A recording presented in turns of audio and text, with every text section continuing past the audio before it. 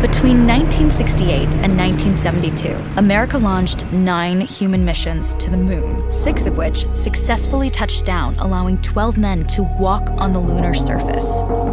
NASA's next chapter of lunar exploration, called Artemis, has the task of not just going to the moon to create a long-term human presence on and around it, but also to prepare for ever more complex human missions to Mars.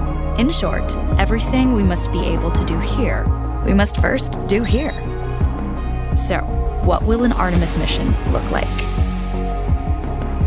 Everything is designed and tested with our most important element in mind, the astronauts. This is their deep space, human-rated spacecraft called Orion, built in 3 parts. The crew module, where up to 4 astronauts will live and work throughout the flight. The service module, with life support systems for the crew and its own engine and fuel reserves. And a launch abort system, with engines capable of pulling the crew module to safety during launch should anything go wrong. To accomplish the task of launching our crew and heavy payloads, NASA is building the Space Launch System, comprising of a cargo hold, an exploration upper stage, a massive core stage, and 2 extended solid rocket boosters. Altogether, this is the world's most powerful rocket, and it exceeds the legendary Saturn V of the Apollo era in numerous ways.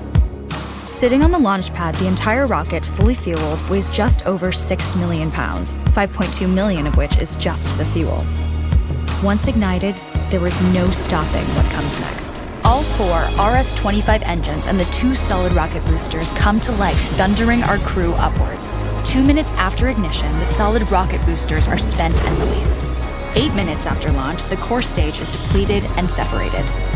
The upper stage fires briefly, placing Orion into a parking orbit around the Earth. Here, the crew reconfigure the spacecraft and check systems to confirm everything is ready for deep space travel.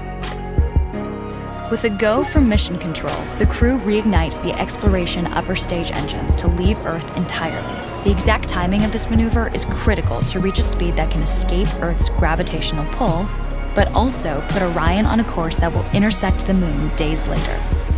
Once this burn is complete, the upper stage of the SLS is jettisoned and the crew aboard Orion coast for several days toward all that awaits them at the moon. Approaching the moon, we see the fundamental differences between Artemis and Apollo.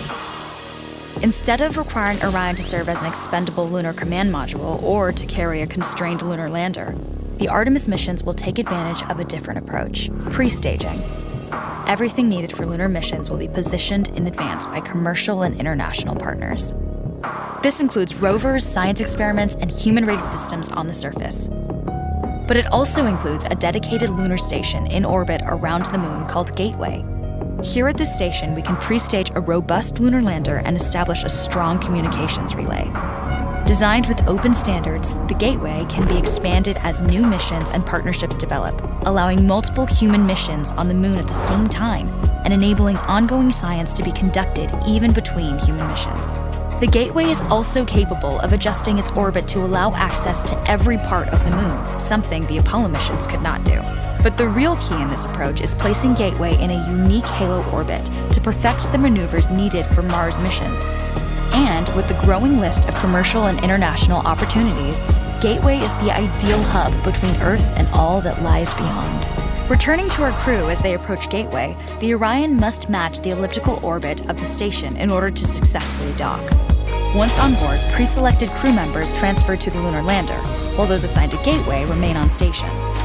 The lunar lander system itself is built for 3 unique steps: descending from the halo orbit of Gateway down to a low lunar orbit, descending from low lunar orbit to the surface, and once the lunar mission is complete, launching from the surface of the moon and ascending all the way back to the orbiting Gateway.